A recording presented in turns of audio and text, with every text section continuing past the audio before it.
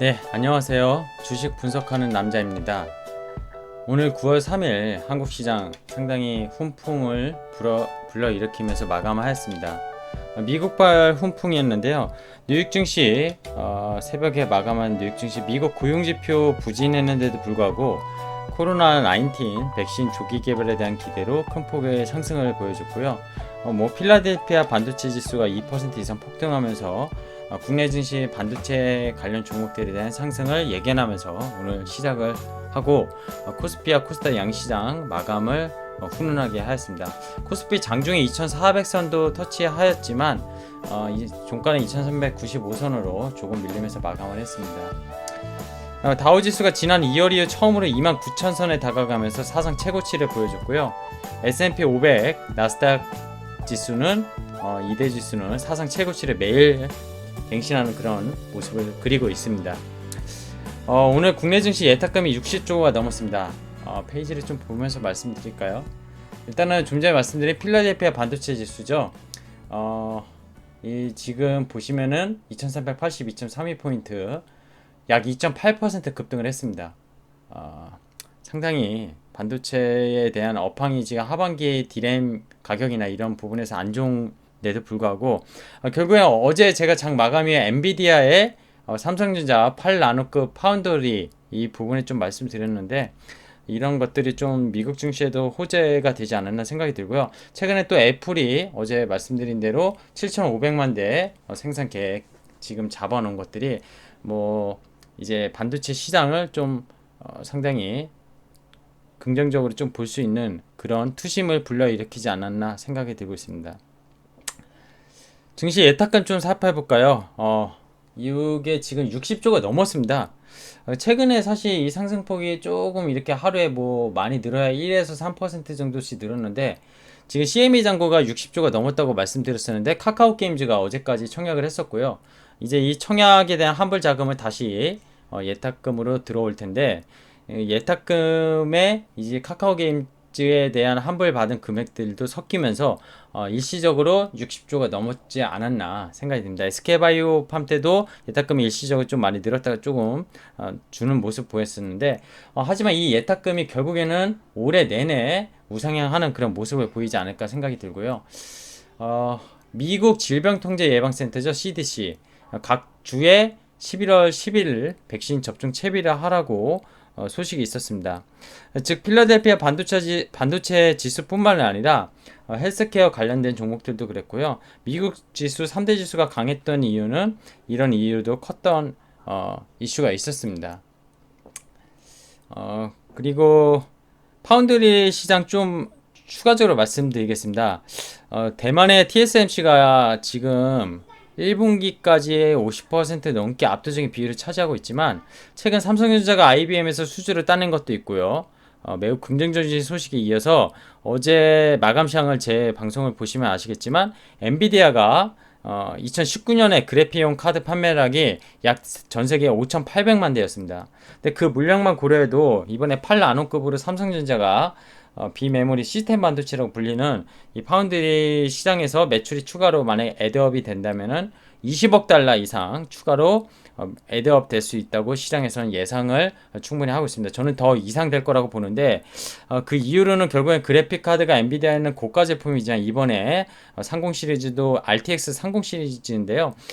결국 고가 제품이지만 코로나 이슈로 지금 가정용 게임 그리고 콘솔 게임 여러 가지 데이터 이런 화상 이런 여러 가지에 대한 이슈로 인해서 이 그래픽 고사양 퀄리티에 대해서는 수요는 계속 증가할 수밖에 없다고 개인적으로 보고 있습니다. 자, 다음으로 좀 넘어가 볼까요? 일단은 지금 미국발 훈풍 반도체 종목 강세 지수 견인했고 예탁금 60조 코로나 백신 종목들은 조금 이따 HTS를 보면서 말씀드리도록 하고요. 오늘 가장 중요한 게 어떻게 보면 한국판 뉴딜 정책, 이 뉴딜 펀드에 대한 윤곽이 드러났고요. 그리고 최근에 이제 한국거래소에서 K 뉴딜 지수라고 첫 출범을 발표했습니다. 발표는 이제 발표를 한 건 아니고요. 7일날 발표한다고 오늘 밝혔죠. 이제 얼마 안 남았습니다. 4일대 ETF 지수를 발표할 텐데 이 ETF에는 추가적으로 PT를 보면서 말씀드리겠습니다. 일단 뉴딜 펀드에 대해서 간략하게 좀 보도록 하겠습니다. 문재인 대통령이 직접 연설을 했고요. 5년간 170조 원에 대해서 뉴딜 관련 사업에 투입하겠다는 거고, 이것들이 결국 뉴딜의 우리 미래가 달렸다 이렇게 기조 연설을 했습니다. 이렇게 뉴딜 펀드는 20조 원으로 약 4조 원씩 5년 동안 집행할 거고, 손실은 밑에 하방을 정부가 바치고 수익은 국민이 가져가는 그런 구조로 만들겠다고 했습니다. 즉 정책형 뉴딜, 뉴딜 인프라, 민간 뉴딜 등 3종 펀드를 구성하겠다고 했고요. 정부가 7조 원 투자, 그리고 손실 발생 시 우선 리스크 부담, 이 하방을 받쳐주는 구조라고 보시면 되겠습니다. 올해 초에 소부장 펀드라고 한번 나왔었는데요. 그 구조에 비슷한 맥락이라고 보시면 될 것 같아요. 소부장 펀드가 30%가 이제 성장사들의 펀드랑 사무 운용사들이 자본금을 대서 받쳐줬었는데, 비슷한 맥락으로 모자 펀드의 구조로 만들다고 보시면 되겠습니다. 복잡한 구조는 제 방송에서 설명하기보단 사실 나중에 펀드에 대한 구조 이런 것들도 또 제가 이 방송에서 설명드릴 텐데, 그런 부분에서 좀 더 모르시는 주린이들, 금융상품에 관심 많으신 분들은 나중에 방송을 한번 봐보시면 좋을 것 같습니다. 좋아요, 구독, 알람을 설정을 해 놓으시면은 제가 계속 컨텐츠를 올리는 것들을 충분히 지식을 쌓을 수 있다고 저는 판단하고 있습니다. 그리고 이어서 말씀드리겠습니다. 일반 국민 참여 뉴딜 인프라 펀드에 인센티브 제공하겠다고 했고요. 국민들에게 보다 안정적인 수익 가능하게 할 것이다. 이런 내용이 있었습니다. 그리고 제일 중요한 겁니다. 결국 뉴딜 펀드가 어떤 종목을 사게 될 거냐. 근데 거래소에서 오늘 또 마침 이 뉴딜 펀드에 대한 윤곽과 정부에서 발표한 것과 같이 뉴딜 지수라는 거를 ETF를 상장시키겠다고 발언했습니다. 발표는 이제 4일 뒤인 9월 7일 날 발표될 예정인데, 다음 주 월요일이죠. 4개 업종에 대해서 10개 종목 구성된 KRX 빅빅이죠. 빅빅 K 뉴딜 지수를 ETF로 만들겠다고 했고요. 여기에 들어가는 것들은 배터리, 최근에 이슈가 되고 있는 가장 강했던 2차전지, 그리고 바이오, 헬스케어, 인터넷, 게임, 이 4가지가 큰 포인트입니다. 큰 카테고리라고 보시면 되겠고요. 결국 한국거래소가 한국판 뉴딜 선도기업으로 구성된 뉴딜 지수를 출범하고, 물론 이제 뭐 2차 전지에서는 LG화학, 삼성, SDI, 이노베이션, 바이오에선 삼성 바이오로직스, 셀트리온, SK바이오팜, 셀트리온 헬스케어, 인터넷은 네이버, 카카오, 최근에 언택트주로 유망받고 있는 종목들이죠. 그리고 KRX 게임, NC소프트, 넷마블, 물론 카카오 게임즈가 아마 입성하게 되면은 여기 NC소프트보다 올라갈 수도 있고 거의 상위권을 차지하게 되면서 밑에는 빠지지 않을까. 결국에는 시가총액 높은 상위 종목이 구성이 될 텐데, 결국에는 시대의 패러다임의 변화에 걸맞는 그런 이제 종목들이 ETF 구성 종목으로 들어가면서 K 뉴딜 지수로 간다고 보면 되겠습니다. 사실 개별 종목이나 뭐 대형주, 그리고 이런 중성주 잘 모르겠다 하신 분들은 오히려 이 ETF에 구성된 편입 종목들이 중간중간 리밸런싱은 되지만, 여기에 관련된 ETF를 직접 사거나 아니면 저 안에 종목들을 계속 구체적으로 업데이트가 거래소에서 되기 때문에 그 부분을 감안하셔서 투자를 하면은 좋지 않을까. 솔직히 말씀드리면 저는 이런 정부를 절대 욕하는 건 아니고요. 이렇게 정부가 친절하게 주식시장에서 뭘 사야 될까요를 알려주는 거는 저는 처음 겪는 것 같습니다. 주식을 약 20년 가까이 해봤지만 정말 주식으로 돈을 벌게 하려고 정부가 좀 노력을 한다, 이렇게 좀 생각도 들지만, 또 일각에서는 뭐 밸류에이션이 이렇게 올라간 입장에서 이런 종목들을 따라가는 게 맞냐. 왜냐면 여기 나온 종목들이 거의 다 흔히 말하면은 프리미엄 가치가 많이 끼어져 있는, 즉 미래 캐시플로를 아무리 땡겨와도 퍼의 관점에서 보면 높은 퍼의 종목들이 상당 부분 차지하고 있습니다. 그래서 이런 종목들을 이렇게 사도 되느냐, 이거에 대한 또 의구심은 들 수 있겠지만, 앞서 말씀드린 이 뉴딜 펀드가 결국 이 뉴딜 ETF에 그 종속되는 종목들을 또 결국엔 사지 않을까, 그런 생각을 하고 있습니다. 자, 좀 얘기가 길어졌는데 오늘은 얘기할 것도 많았고요. 제가 오랜만에 파워포인트로 좀 예쁘게 그려봤는데 마음에 드셨는지 모르겠습니다. 좀 보기 좋게 그려봤고, 이제 HTS로 넘어가서 간단하게 오늘 수급 현황, 그리고 종목들 현황 좀 보도록 하겠습니다. 일단은 오늘 선물지수 4.15포인트 오른 300, 요거를 끌게요. 그래야지 잘 보이니까. 네, 선물지수는 4.11포인트 급등하면서 315.90포인트로 마감했고요. 전체적인 시장 수급을 보면은 거래소는 외국인이 약 2천억 원 샀고요. 선물 시장에서 어제는 또 팔았었는데 오늘은 하루 만에 매수하는 모습 보였습니다. 요새 선물 가지고 좀 플레이를 외국인들이 계속 장중 하루하루 등락을 왔다 갔다 하는데, 그거에 대한 어떤 방향성에 대한 베팅보다는 사실 그날 선물 옵션 가지고 장을 좀 흔드는 그런 모습을 기간 대비 보여주고 있지 않나 생각이 듭니다. 개인이 오랜만에 안 사는 모습 보였습니다. 950억 원 거래소에서 차익 실현 물량 내뱉었고요. 코스닥은 일부 아침에 많이 사다가 종가 기준 41억 원. 전체적으로 코스닥은 사고 팔고 단타를 많이 했다고 좀 판단되고 있습니다. 이로 인해 종합주가 지수는 31.53포인트 오르면서 2395포인트, 장중에 2400선까지 회복했지만 조금 밀리는 모습 보였고요.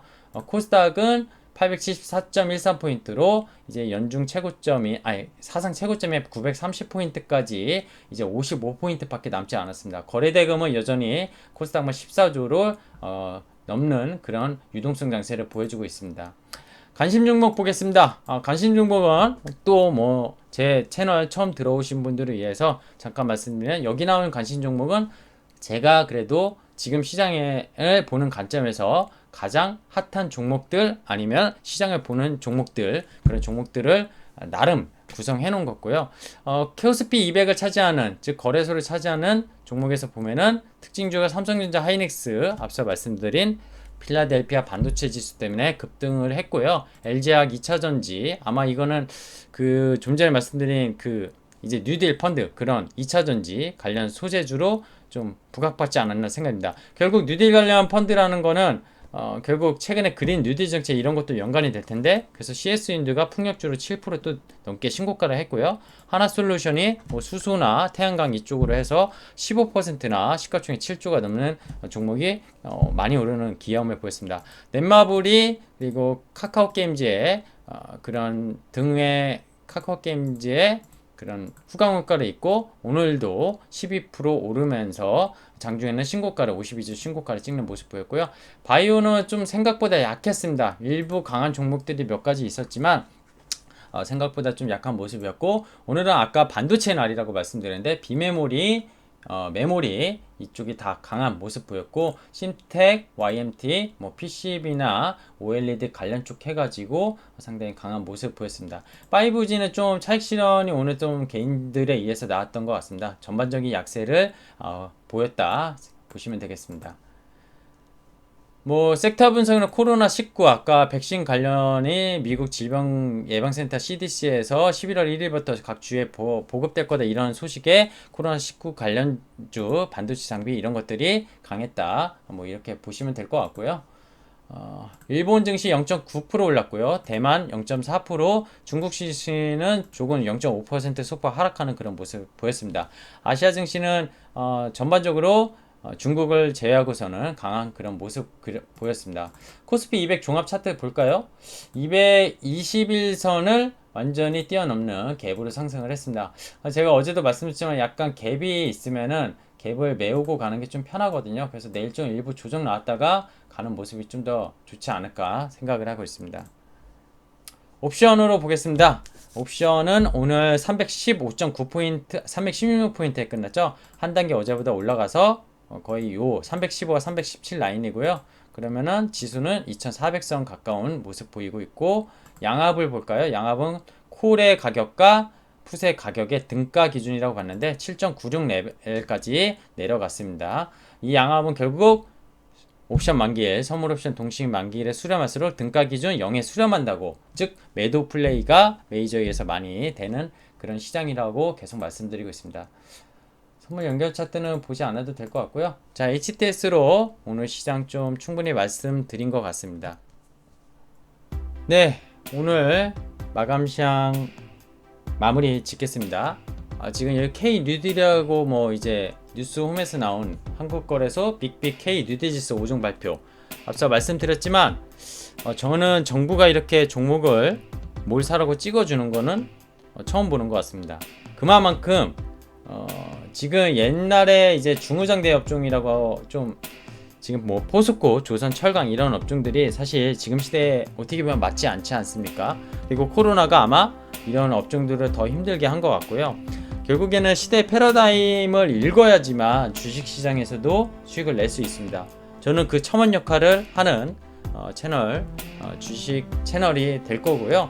여러분의 호응, 좋아요, 구독, 알람이 저의 컨텐츠를 좀 더 임팩트하게 그리고 좀 더 유익하게 만들 수 있는 채널이 되게 하지 않을까 그런 생각을 하고 있습니다. 자, 오늘 9월 3일 한국 주식시장 마감 시장 말씀드렸고요. 저는 주식 분석하는 남자였습니다. 감사합니다.